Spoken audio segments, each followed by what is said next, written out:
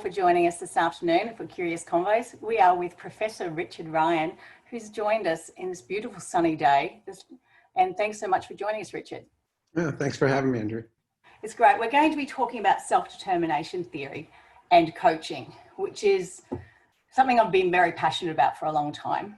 I read this chapter of your book, and I think that spoke to me because it's written for education. Can you tell me, if you were explaining self-determination theory to an early career teacher, a new leader, or somebody beginning their research, how would you describe it to them in,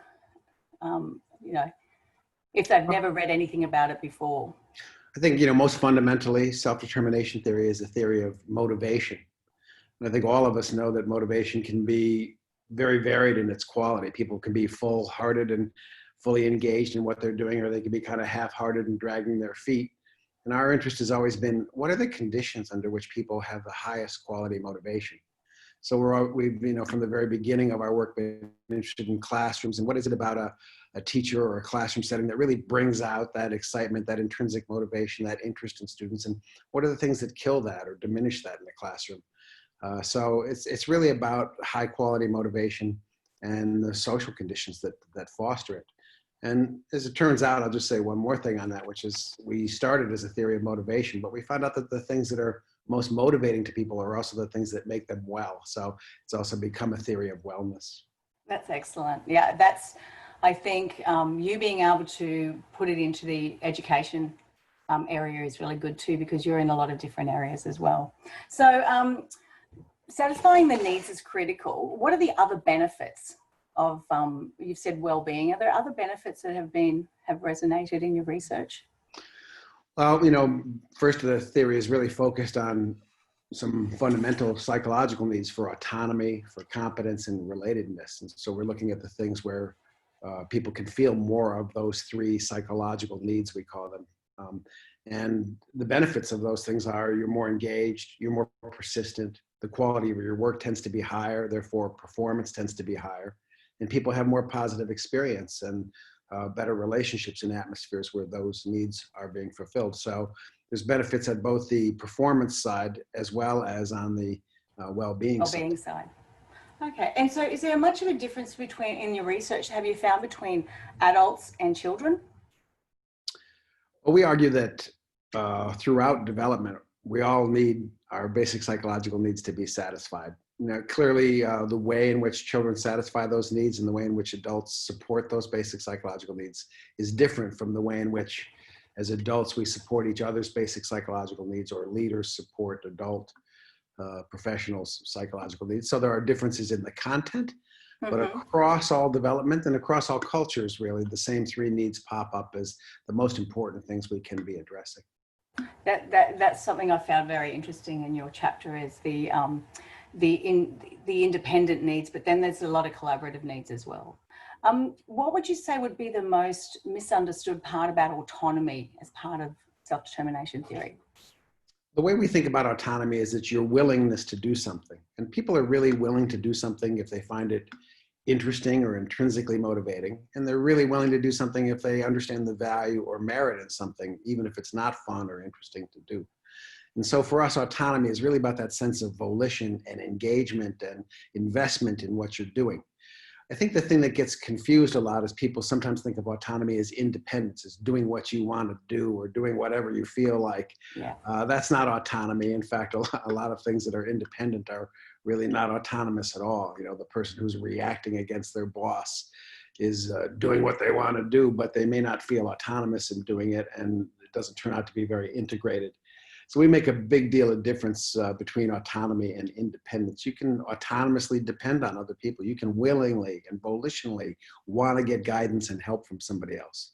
And you can sometimes autonomously and willingly say, no, I'd like to try this on my own. So it's not about where your directives come from or whether you do it on your own. It's really about how are you becoming willing to do the thing that you're doing.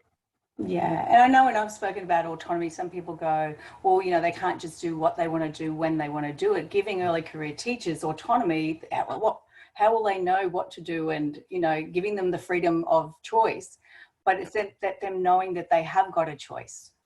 Well, I think we think two things. First, when somebody's learning a new skill, they need not only autonomy support, they not only need support to be willingly engaged, but they also need what we call structure. And the best teaching atmospheres are ones that we say are high autonomy support and high structure, where you know what the goals are, you know the mechanisms for getting there, you're being scaffolded so you're not being over challenged as you're learning and going on that ramp upward.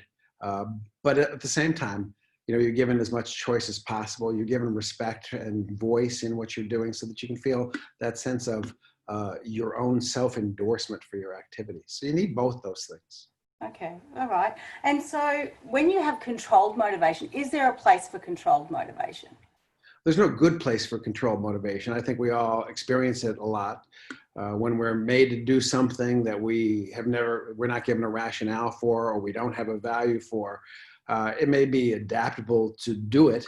If my boss says to me, fill out this paperwork or get fired, well, it's probably better to fill it out, but without a rationale, without understanding the value of it, it's hard to do it volitionally. And so, I'll go through the motions to do that. I think, controlled motivation is better than no motivation, but not much. Okay, good to know.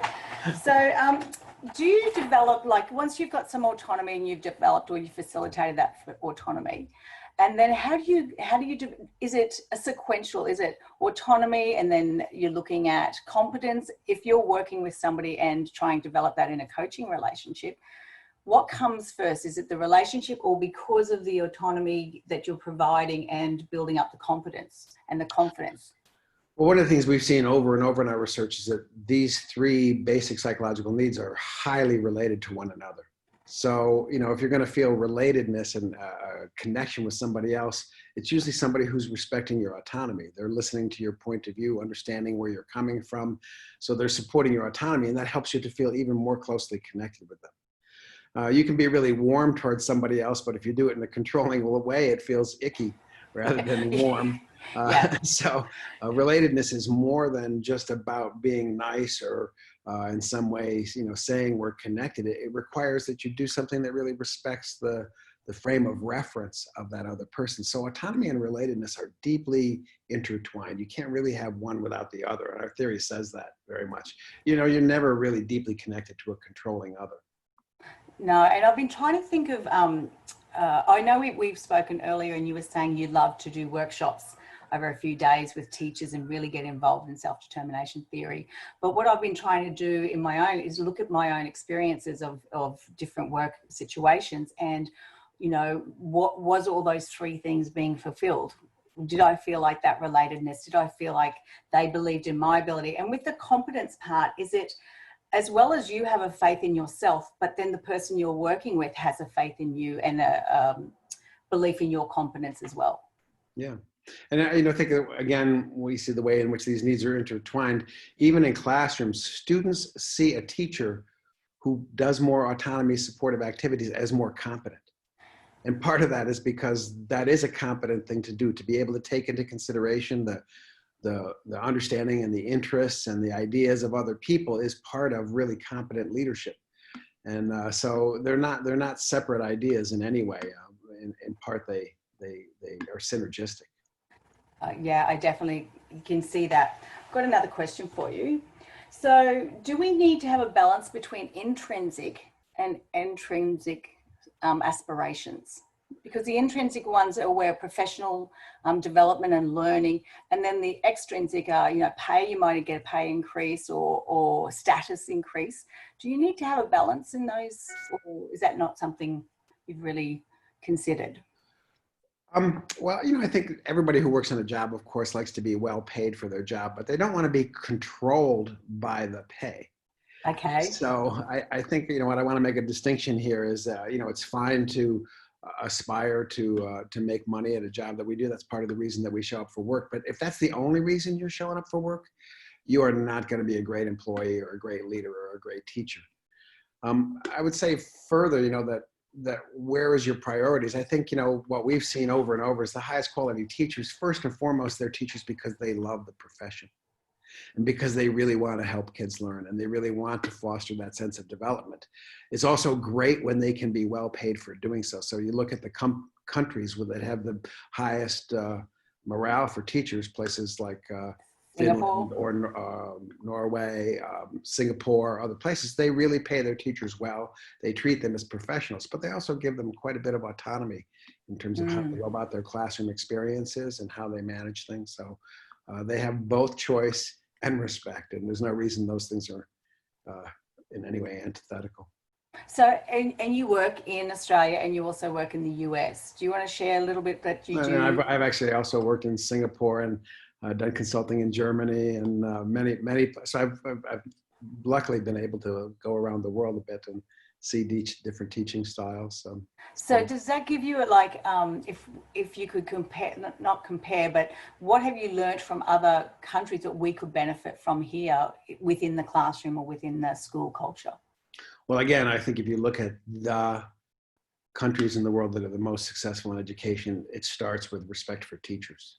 Yeah. It starts with empowering teachers and giving them the discretion over how they go about doing their teaching, because they're the ones who know the interests of their students. They know what's hot on that particular day. They can be responsive to their classes and bring out the best in their students if they're allowed to do so. One of the things we see a lot, though, certainly in the US and here in Australia, is teaching to the test. There's a lot of pressure on schools and principals to bring out high test scores in their schools. There's a lot of social comparison that goes on, but it tends to then foster a lot of what we would call not best practices in the classroom, because now you're trying to cover things as opposed to trying to teach.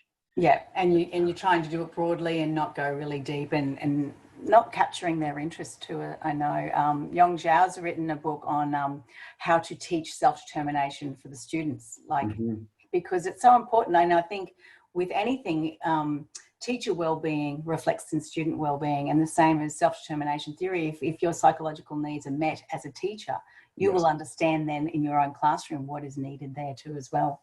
And, so, Andrea, we've shown that in a lot of studies, this what we call this downhill effect, which is when you support teachers' psychological needs, they're better able to support students' psychological needs, and you get better performance. But paradoxically, when you try and pressure teachers to get performance out of students, both teachers and students are less engaged, and the performance turns out, ironically, to be worse. So you don't get what you pressure for. And it's a paradox in education that a lot of, I think, leaders and certainly politicians haven't really understood yet. And why is that? Somebody said you've got so much research behind self-determination theory and the benefits of well-being and performance. Why is it that people or organizations aren't listening and implementing as much as we could see the benefits to that? I think there's some naive theories about motivation out there that really, they sound a lot like old school behaviorism. So, if I want an outcome, then I just put a bunch of sticks and carrots out and, beat people or give them rewards to get there, as if that's the best motivational techniques. But I think if any of us reflect on when have we been most motivated, it's not because somebody's had a stick behind us. It's not because somebody's been dangling a carrot. It's because we've been excited about what we're doing and we understand the mission and we see the value in it. And it's in that context that we're most likely to be at our best. And so I think, it's naive ideas about motivation and short-term thinking a lot too. That's where I'm thinking myself was the short-term benefits, like they get really quick benefits, but the long-term, the rewards aren't there. That's exactly right. I mean, you can get people to be motivated to do anything in the short term if you've got a big enough stick or a sweet enough carrot. That's true, but then you can't sustain that motivation over time, and that's really where the problem comes in. Is sustained engagement over time is not well fostered through those kind of behavioristic techniques, and you need another art in teaching and leadership to make those things happen. Yeah, and I'm also thinking, like with professional learning, a lot of the people think when they feel like it's done to them, like a new initiative's come in and they've been told this is what we're going to do, it's really done to them. Whereas the thing I love about coaching is it's done with, you're in partnership, side by side, working towards a goal that they've determined. I have to tell you, there's nothing worse than being called in as a consultant to a school and have then the leaders in the school say, oh, this person's going to tell you how to do it. That's setting you up for failure right away, because the idea is that, I'm an expert in how to teach. Instead, I'm a facilitator to help people bring out the skills that they already have. And I think nobody wants to be told how to do it or what to do in that kind of directive downstream sense. And it's not effective anyway. It doesn't get internalized. No, the school embedded professional learning definitely has a lot of benefits. Yeah. So you've been into a lot of classrooms. How are you feeling over the years? Do you feel that teachers are becoming, are they losing their intrinsic motivation over a longer term? Well, I think certainly over the past couple of decades, there's been an erosion in teacher empowerment. And this has really come about because of the high stakes testing movement. So I think way too much focus on a very narrow set of criteria for teachers, and a lot of policy incentives and sanctions behind that has taken away I think the autonomy that teachers have to teach and to use their skills. And so in that sense, I think the profession has been disempowered, and I think it needs to recover some of that power to do its best job and to actually get the performance outcomes that the politicians are after. Yeah. And yeah, I'm just trying to think of a time I had one of my first principal, she would meet with me like every 2 months and say, what are you researching? Have you got some new activities? Can I come in and watch? How can I support you? Yeah. And what would you like to try? So within that time of probably 20 minutes, she is showing me that she has belief in my ability and my competence. She's given me some autonomy, and also that giving up that time. So I had that relationship with her, and that's, lasted over 20 years now.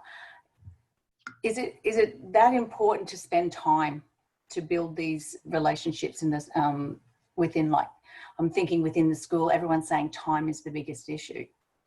Well, as you said, that wasn't a lot of time that she was spending with you. 20 minutes every couple of weeks. It takes a lot of time to deal with people who aren't very motivated and engaged as well. It's just a different kind of time. So I don't think it takes more time to be a skilled leader. It does take a different set of skills than to be a controlling leader. I think it's priorities then. Yeah, I think it is priorities. And one of the things in your example, Andrea, is listening. So it sounds like one thing that she did was she started out by saying, how is it going for you? Yeah. And with a listening ear, trying to see what obstacles you're facing, what challenges are before you, and then helping you with those challenges from the ones that you're facing from your own frame of reference. And that's so important, I think, in leadership within schools. Yeah, and another thing she did, which I will always remember, is she said, where do you want to be in 5 to 10 years from now? Mm-hmm. And when I told her, she said, how can I help you get there? It was not about the school. It was not about the students. It was about me. And I thought that's, one time where they're thinking beyond the short term, the student in your class, but for the future, for the longer term. So yeah, definitely can see that one. I think it's hard to be motivated in any workplace unless you can see that it's not just going to be doing the same thing for the rest of your life, but you're seeing a growth path, some opportunities for learning and new skills. Doesn't mean you have to be changing jobs. It means that you always want to feel growing within a job. And that is the thing we call the satisfaction of competence. And that's an important part of a motivating environment. So can we go into COVID now? So I've been thinking about... I've been trying to stay away from COVID, actually. I can imagine you traveling too. But I'm just thinking they had to be put into new situations. Their competence level would have been changed because it was a new environment, new context, as in working from home, maybe new strategies, technology, things like that. How do we support people in that situation? Well, one of the things that you've probably seen, I've certainly seen it in recent months, is a lot of people think that they have solutions to the COVID teaching problem, and they're handing them downhill to teachers, telling them what they need to do. And then they find out a week later that that's not working. So a new set of mandates comes down, and then a new set of mandates. And I think teachers everywhere are experiencing this, which is, the weekly changes in what we're being told is the strategy that we're going to do. Yeah. I think teachers are, again, I want to go back to teachers are professionals. And I think they have good ideas on how they can reach their classroom and how they can be effectively disseminating materials. And I think right now we're in a period of experimentation. We want to find out what's working, and we want to empower people to employ those things that are really working. And there's been a lot of errant false starts in what we need to do during the COVID period. I think too, they got a license to take a risk a little bit because they weren't being watched all the time or whatever. They had that license to try something new.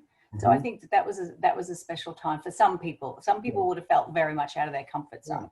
Yeah. But and that's the other thing, is not everyone felt the same way about remote This learning. is a place where, if you have somebody, for instance, who's new to teaching online, it may be that they need some resources and some structure to help them get accustomed to that and to get familiar with it and to feel effective at that. And there are other people who are already naturals in that realm and their issues are in some other area. So there's never any one size fits all either in terms of coaching and helping people move ahead to show their greatest skills. Well, that was getting to my next question. I was thinking about optimal challenge, because that's what we're wanting in that coaching environment, is a challenge that's still reachable, not to bring any panic or a heightened sensitivity towards a goal, but is at the time then you could look at and work with people to find that optimum challenge. Well, optimal challenge is a very slippery concept. I just want to say that, we talk about optimal challenge, and when you're in optimal challenge, your skills are being met by demands in the environment. But I think most of us don't want to be optimally challenged all day long. I was going to say that. It's otherwise your competence level would just diminish. Oh yeah, we'd feel so depleted and so lacking in energy. Yeah. What we want is mostly to feel effective at what we're doing, to know what's coming next, to have the skills to meet the challenges that are there, to not be over challenged on a regular basis, and then to occasionally have that new challenge that helps us feel that growth. So when I think of optimal challenge, I think, well, that really means mostly feeling successful and effective at what you're doing, and occasionally having a growth moment where you need to acquire some new skills in order to master it. But not all the time and not every day. And that's exactly where I was thinking with when I was reading about optimal challenge. I'm thinking, because I've been in new roles, I've been in new expectations of different tasks and roles. So if you're always never achieving, or you're learning everything is brand new, it's sometimes quite unnerving. Somebody wrote me the other day a note. It was a teacher here in Australia, just saying, what is the level of challenge? Should we be failing 50% of the time, or how much? And I thought, boy, if I failed 50% of the time at the tasks I undertook, I'd be out of my job. I mean, I just couldn't keep up that kind of morale. There's no magic ratio, but I think 90% of the time we want to feel like we know what to do. Once in a while you want some some challenge and some uncertainty, but that can't be the norm. And I think this is where the students, I worked with a lot with children with mathematical anxiety, but if they felt like out of that comfort zone, I know when I did statistics for my research, I was out of my comfort zone and really struggled to be in that zone for such a long time. I thought about the students who have been sitting in that classroom for many, many years, not feeling like they had some success. So I can see how it could be wearing on them. Yep, and you see then they enter into a new classroom with already a set of, this is not for me. And they're already unmotivated because they don't have that feeling like they can be successful here. And they've been taught that by being over challenged for too many years ahead of time. We really want to hit everybody in a place where they can feel successful at the next step. They know what to do next. And so it's like, I study video games as well. In video games, you're always leveling up. Well, that's the thing, right? You're not being graded all the time, but you are always leveling up. And I think that's the model we want to have here, is everybody's always leveling up from wherever they're starting. And that's what we encourage. My son will love that you're gaming because he's 24 and loves gaming too. And some people go, you'll grow out of it. Well, no, you don't have to grow out of it, right? Statistics show. It's just as much an adult endeavor as it is a kid endeavor these days. It is. Then I have a question for you about mentoring and coaching. Do you see them as two different processes, or do you feel like they're more of a continuum? I'm just wanting, I know we've chatted a bit about this, but. Well, I think, it depends on how we conceive of mentoring versus coaching. I mean, in some definitions of these things, coaching is really the facilitation of the other person's motivation and skill development. And in mentoring, it's more the demonstration and modeling, showing them the way. So it's your expertise that you're lending them. And, I think, I've been a psychotherapist for 40 years. I think of that as more close to the coaching end of it. It's more facilitating people to grow and develop in the directions they want to grow. But sometimes, I have expertise to lend, or I have some knowledge in an area, and I wouldn't be denying people that knowledge. But I just wouldn't want to be doing it in a controlling way, or a way that short circuits the process of self-discovery. So really what's most important about coaching is that you're not telling people what to do, but you're giving them the opportunities to grow into the skills that they can. Yeah, and I heard the other week Mark McCurgo say that when you make suggestions that they can be rejected, make sure that if you give them any suggestions that they feel like it's just a suggestion and not it's not advice, or it's not I'm sharing my expertise with you. It's a suggestion. Yeah. I mean, this is a thing to consider for people, that they can consider it and then see what's an obstacle for them or what makes that not viable for them. And I think as a coach, you're open to that, and you're not ego involved in people doing it your way in any way. You have to keep your own ego out of that. Humility, definitely one of the biggest skills needed for coaching. Some of us have more basis for humility than others. I certainly have a lot. So. I'm going to ask you a couple of questions we've got. John Campbell has said it's a privilege to hear from you, but he would love to hear about you elaborate on competence as a basic psychological need. And I know we had this conversation because I was worried mastery meant you actually have accomplished it, it's done, and you are at the heightened peak, but then that's different perceptions of the word mastery. Yeah. Well, the words mastery and competence sometimes get used in equivalent ways, and sometimes people try and make subtle distinctions. But in self-determination theory, I think we're focused on people's phenomenology, really. What's your experience? And people have the most competent satisfaction in a situation where they feel like they can be effective, where they can be successful, and also where they can see pathways for growth and continued learning. I mean, we're most satisfied with competence, not just when we can master the whole situation, but where we can feel like we are continuing to learn and to grow. That's the high competence satisfaction situations that we're in. And I think when you and I had a previous conversation, I was saying, well, I'm very competent to open doors, but I don't feel a lot of competence when I do that. I'm effective at opening doors, but because it's not an area of growth, and it's not an area that feels like I'm moving forward, I'm not going to feel a lot of satisfaction for being able to do that.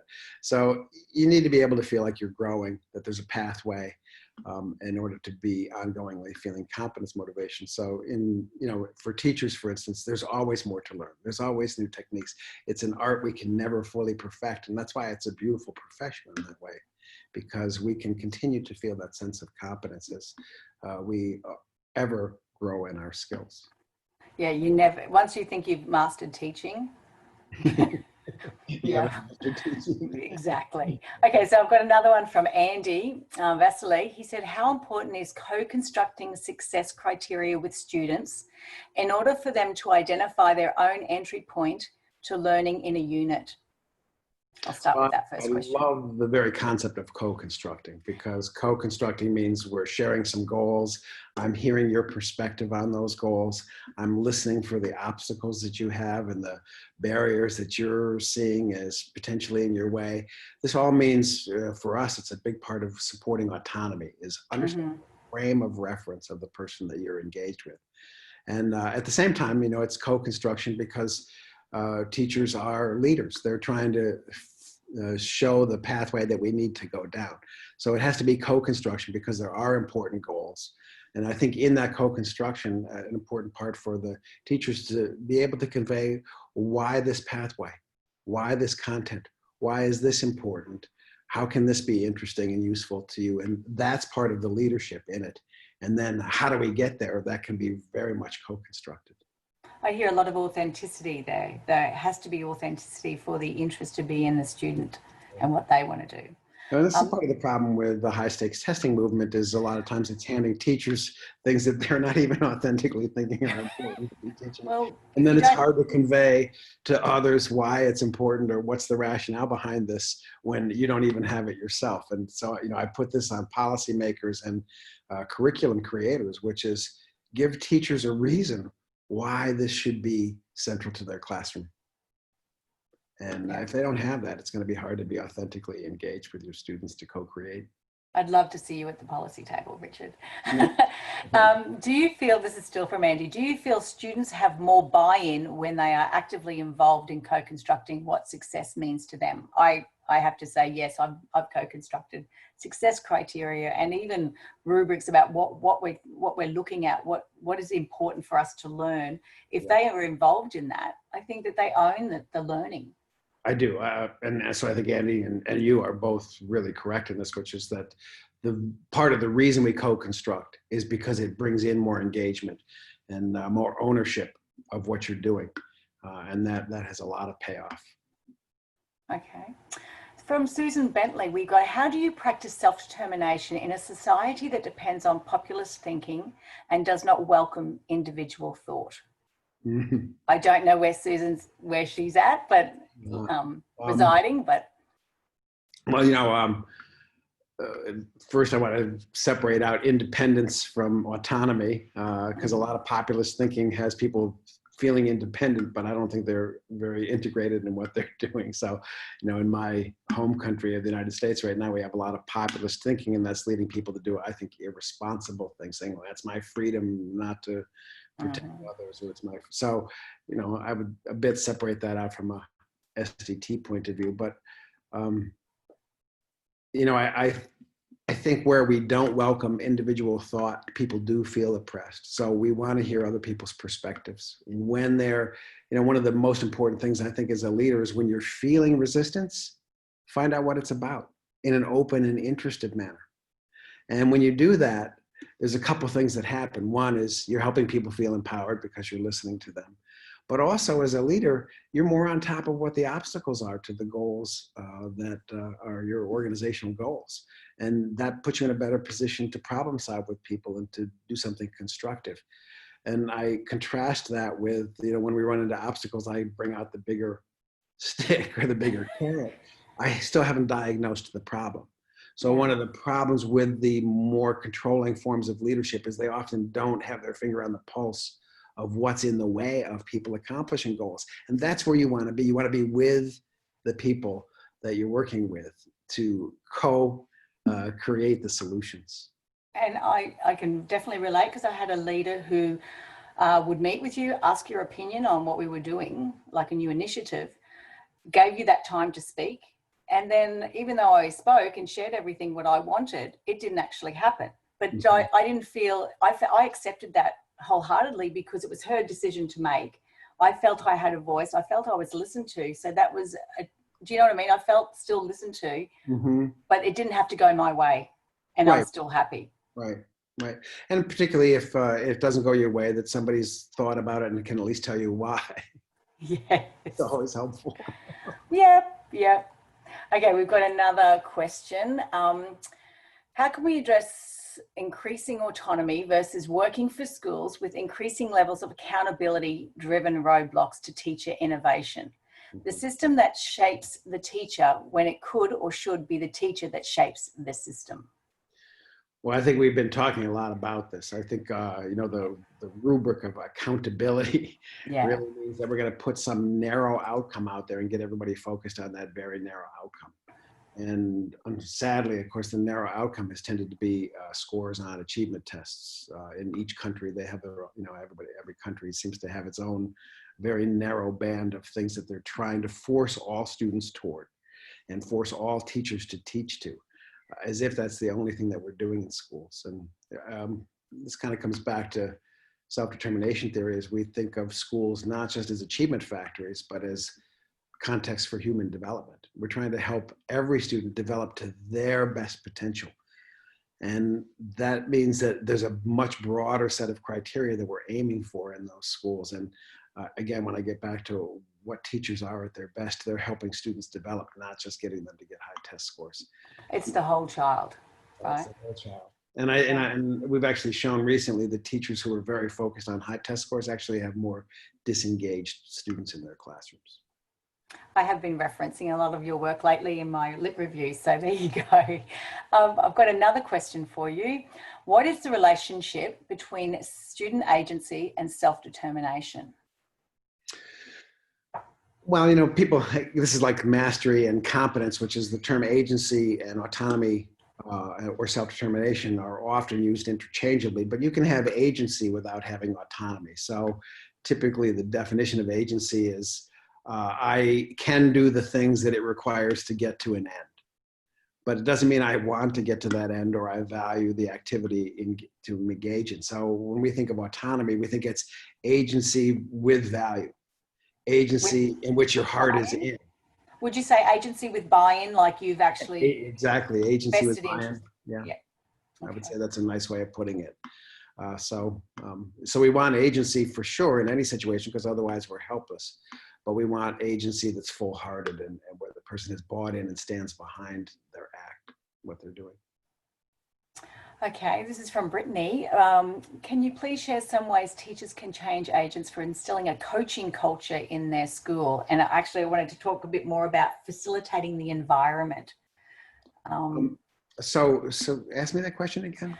Can you please share some ways teachers can be change agents for instilling a coaching culture in their school? And I'll give you, she said, I've tried writing proposals using data, framing coaching as a solution to a current gap, but I haven't had much success yet. May I please know some ways you think teachers could be activists for coaching in schools? Well, the first thing is I'd want to know is what's the obstacle? So who's blocking it and what do they see as the obstacles that are in their way? Is it a resources issue? Is it a threat to authority? What's the circumstance in the organizational context that is blocking something that a lot of people I think would see as a strong asset? Why wouldn't that be happening? Well, there's something in the way in every organization. And so if I was going to be an active agent to make that change happen, the first thing I want to do is listen, find out what it is that's the obstacle in the way of us adding this into our culture. And then address that particular thing. Is it lack of education about what coaching does?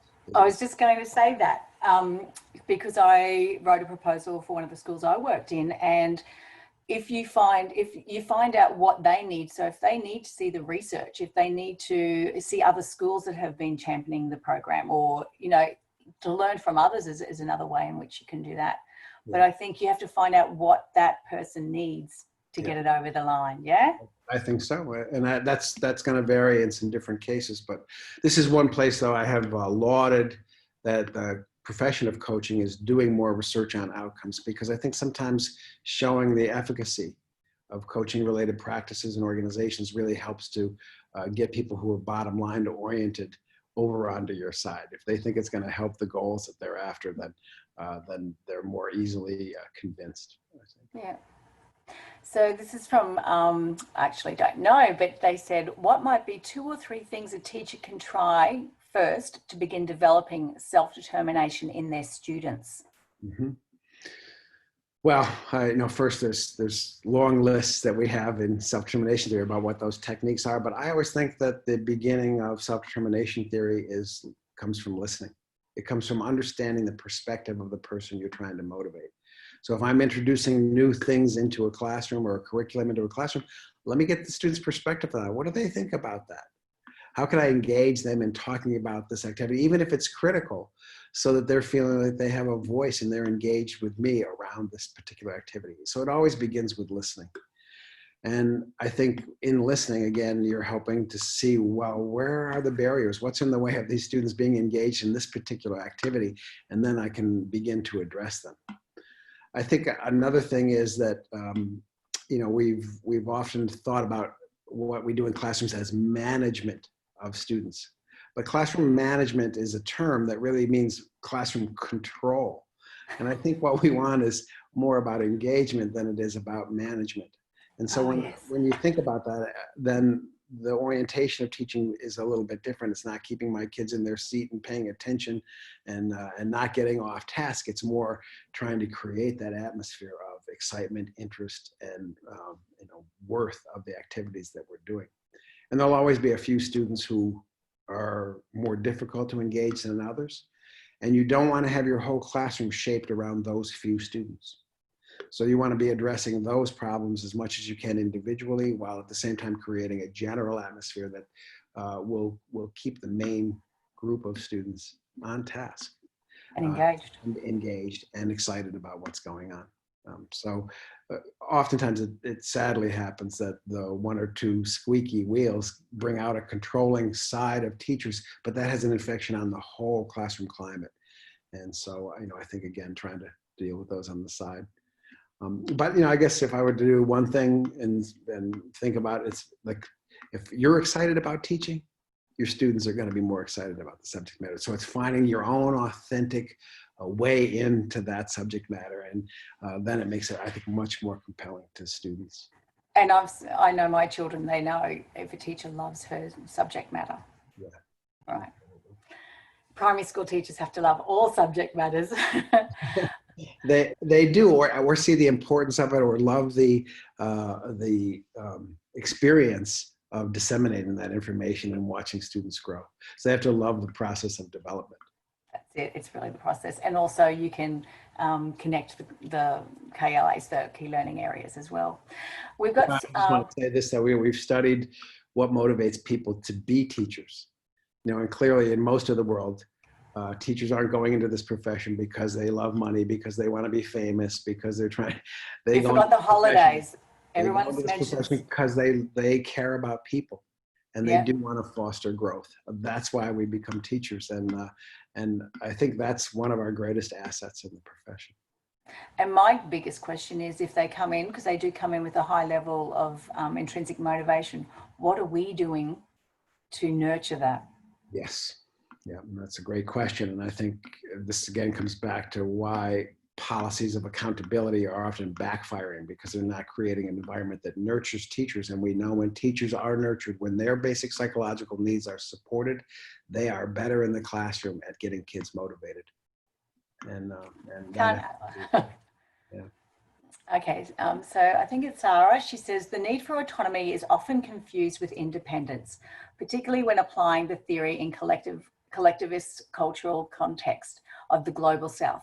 Can you please share your opinion regarding this and how the confusion can be resolved when applying this theory in diverse cultural contexts? Well, first of all, we do separate strongly independence from autonomy. As I said before, we see there's very different concepts, and SDT has never seen the promotion of independence as its goal. It's the promotion of autonomy and willingness, and that is often a willingness to be sharing and supportive of each other. So it's not at all about independence. And one of the things that's been very clear is that the evidence around the world is pretty uniform on the importance of autonomy support in classrooms. Doesn't matter whether we're in a Japanese classroom or a South Korean classroom or a Singaporean classroom or a Hong Kong classroom. These are all presumably collectivist cultures, but autonomy support turns out to be a big predictor of both performance and engagement in those classrooms. The same is true in Russia and other non-Asian collectivistic countries. The same data comes out. And I would say in individualistic countries, you have different sets of issues with autonomy. Really across the world, support for autonomy turns out to be of benefit. And that's why we call it a basic psychological need, argue that it's universal. And I agree with the question here that people often confuse the terms, but the practice is clearly beneficial across the world. Okay, when you're looking at facilitating the environments, I look at coaching and I think of that's like a micro level, but then you've got the school culture within, right? Within, like, so you'll have those relationships all within a larger culture.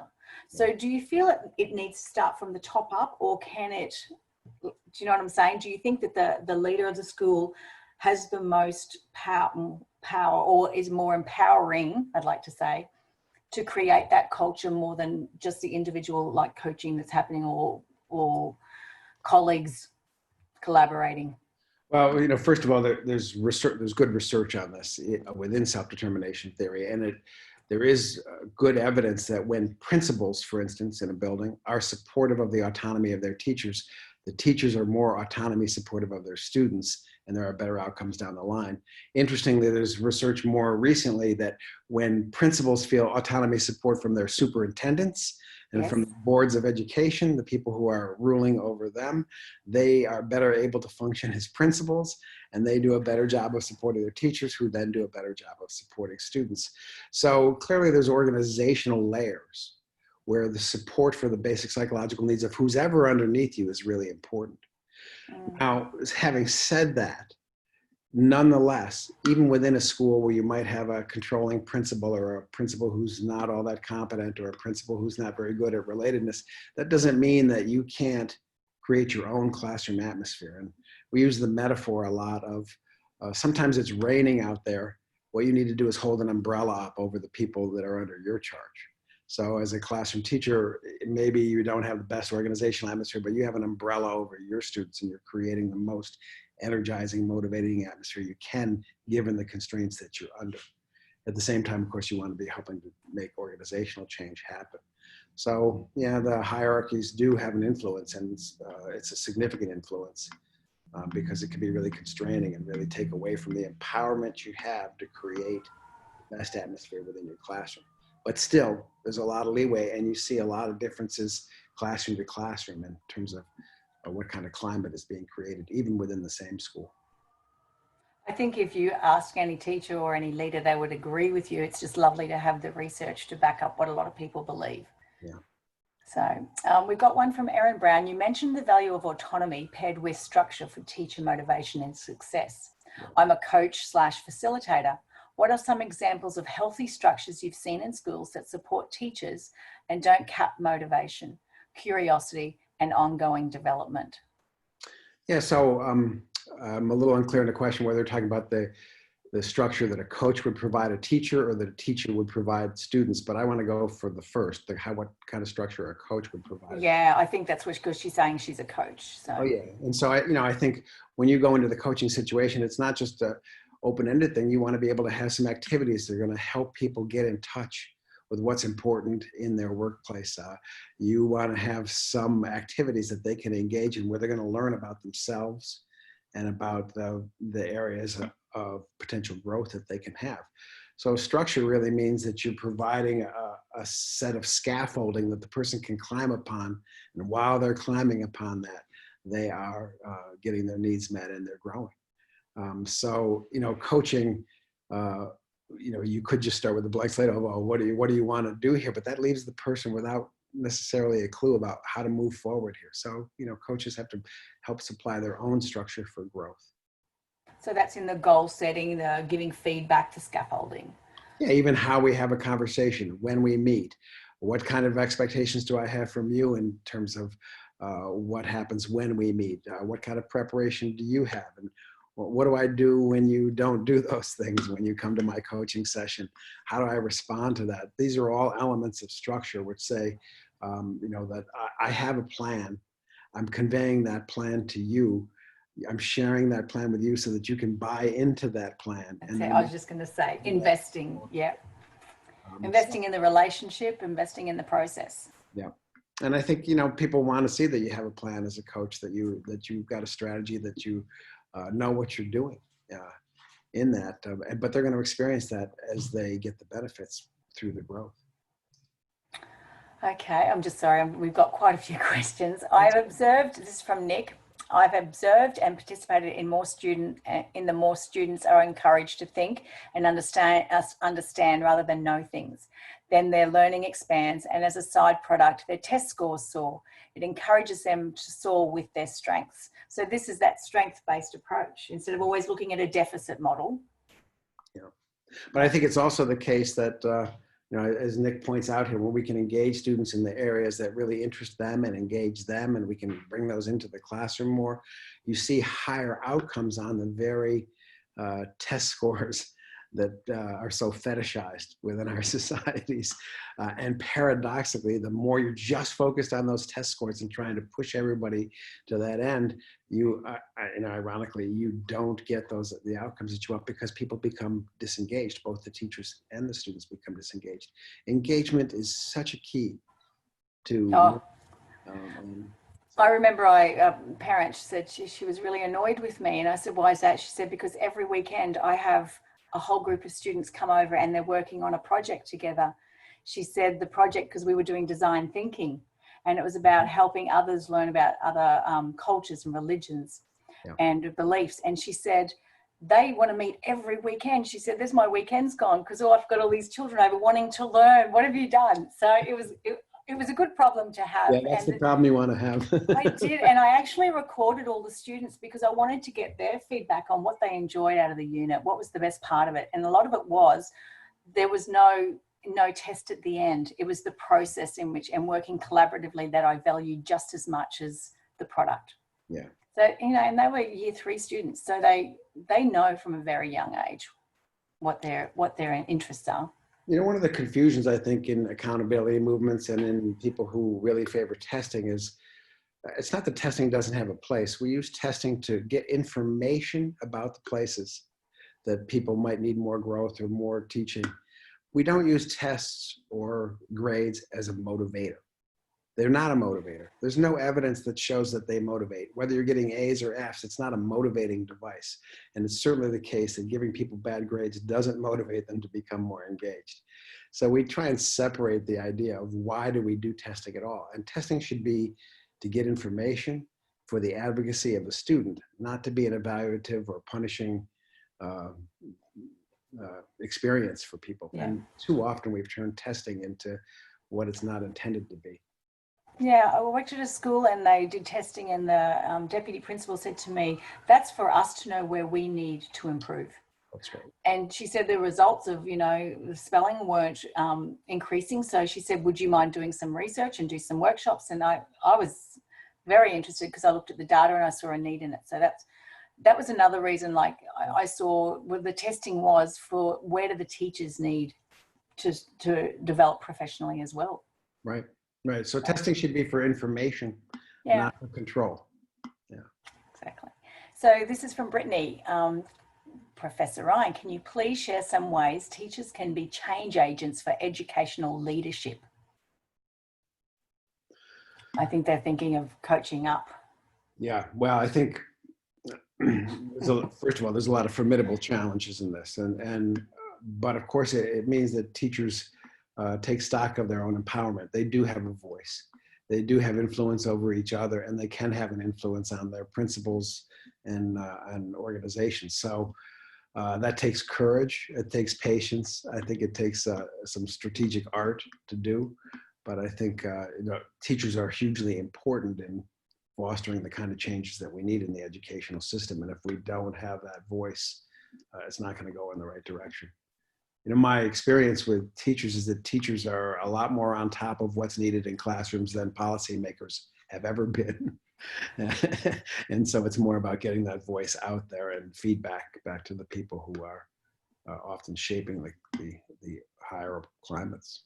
Yeah, I see a lot of teachers blogging and sending opinion pieces to the paper, so they do get their voices heard in that way as well. One of the things about really good school climates is places where teachers can do knowledge sharing and information sharing. And I think one of the things that I would like to see more in schools is more professional time allocated to the knowledge sharing process. And we often use our teachers for activities that aren't really in their professional sphere, like monitoring the lunchroom or doing things like that. And I think that we could employ other people to be doing things while teachers share knowledge and focus on their instructional best. And you see that in some countries more than others. Like Japan makes a big effort to not have their teachers doing other tasks so that during their free time they can be sharing knowledge. And it works very well. I worked in a school in Seattle, and they paid the parents, or they gave them reduction in their tuition if they came in and did all of those lunchtime duties. And they were all put through the proper places. They had the first aid and everything. Yep. But that gave the teachers time exactly to collaborate, share their practice. And you're speaking to somebody who loved the Teach Meet movement. So it's always about teachers from all across different sectors, no matter whether you're high school, primary school, no matter where, but you're sharing your practice with others. Because a lot of people want to learn, and they've got to go past their classroom too. I think that's a huge benefit, to look at other places. Open your door. I think a resource that teachers need more of is professional time. And so every place that we can be taking up, not taking up that time with activities that aren't really at the level that teachers ought to be focused on. I think that's a benefit to an organization. Yeah. Teachers need that time to share. That's how they improve in their technique. They get to watch others. They get to model others. They get to take those pieces that will work for them and bring them into their classroom. That makes them more excited. It improves the level of teaching, and it's, it's good for the school all the way around. Yeah.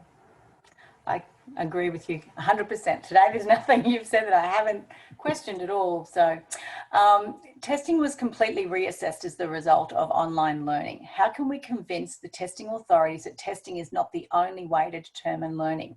Students loved the no testing. Yeah. Well, we have to, there's a lot of layers to this question. One is, why is there all this pressure on testing, and who's benefiting from it?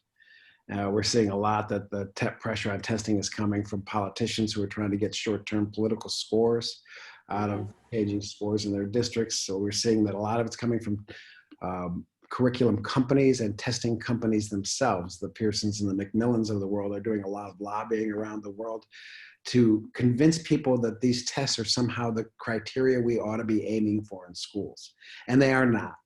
I don't think that that's what parents think. I don't think parents say, oh, what I want for my child is that they go to school and have the highest test scores. What they want is their kid to come away from school as a learner, as somebody who's engaged, as somebody who's a better citizen, as somebody who has long-term goals that are going to be fulfilling for them. So the things that parents want, the things that students want, the things that teachers want aren't well aligned with the single test score idea that so many of our politicians seem to be putting their energies behind. And this is why, from a self-determination theory point of view, based on the evidence, we're strongly against high-stakes testing. We're strongly against the putting of sanctions or rewards on school districts as a function of test scores. Instead, we're actually trying to get the development of every student from whatever level they enter into school at to be growing, to be learning, to be engaged. And that's the best outcome we can have from our schools. I will say also, though, that parents have a lot more expectations of teachers. I feel that whether they are responding to emails or things like that, or homework, I've seen parents request more homework for their students. So sometimes I think it might be more education needed, or based on the research that's telling us as teachers, that would be a good way to start, I think, sometimes. I think you're right. I think there's a lot of misinformation out there. And, if you're a person in the public who's not an educator, and you see, oh, this school district is the better school district. You see this all the time. Oh, this is the better school. And then you ask, well, why is that the better school? And it may be that it has higher test scores. And then you go into that school, and it's actually not a good school for a lot of kids. That's right. There's a lot of kids who are suffering in those schools. They may be getting high test scores, but they may not be enjoying their educational experience. There may be other things going on that are not good for their development. When you think about what makes for a good school, I hope we broaden our criteria for that. That would be wonderful. I've got one from Marcello, how do you promote an environment that fosters basic psychological needs in distance learning? Mm-hmm. Well, of course, this is definitely an art, but some of it, again, in distance learning is going to be, are you authentic in what you're doing? When you are giving your distance learning opportunities, do you come across as really caring? Are you really engaged in that? Are you bringing interesting material to bear on that? Are there opportunities for voice and for questions and for feedback so that you can then be responsive to your audience? So have you built in a vehicle in your distance learning so that you can get the perspective of the learner coming back to you so that you can then be iterating that into your classroom experience? A big part of distance learning, people, even the word distance learning makes it sound like it's not relational. And so what I want to say is, well, maybe it's distance learning, but you want to close the psychological relationship gap. You want to help people feel like they can connect to you. Part of that's your authenticity, but part of that's also your responsiveness. You show that you're listening to the inputs and the questions that are coming from people, and you're giving them that, you're conveying that sense of, I care what you think in this experience. So those are some elements of it. I think, again, another piece of it is the competence element. Distance learning, you want to be able to provide people with vehicles for when they get stuck to get unstuck. This is part of that, what we were talking about before, of optimal challenge. Optimal challenge meaning I can feel successful, and when I don't, I know what to do to get the information I need in order to be there. Some scaffolding for them. Absolutely. Scaffolding is hugely important in distance learning. So all the elements of STT, the autonomy support, the relatedness support, and the competence support apply to distance learning just as much as they do to face-to-face learning. In fact, maybe even more so, we have to explicitly consider those things because we have to design them into the work that we do. Well, thank you so much this afternoon, Richard. It's been wonderful talking with you. I'm so pleased that so many people joined us and there were so many questions, and your generosity has shown up again today. So thank you very much. Well, great questions. If I could just say one thing, we do have a website with a lot of free materials on it. So if you just look up self-determination theory on the web, you'll get to self-determinationtheory.org, and there's a lot of free downloads and papers and ideas there, and I hope people partake of that. Well, Rich, when we finish this, we will record it and we'll upload it to our website, and we'll put all those resources for everybody available there for them. Yeah, great. So terrific. Thank you so much for your time. Thank you very much. And safe travels home. Thanks. Bye-bye. Thank you. Bye.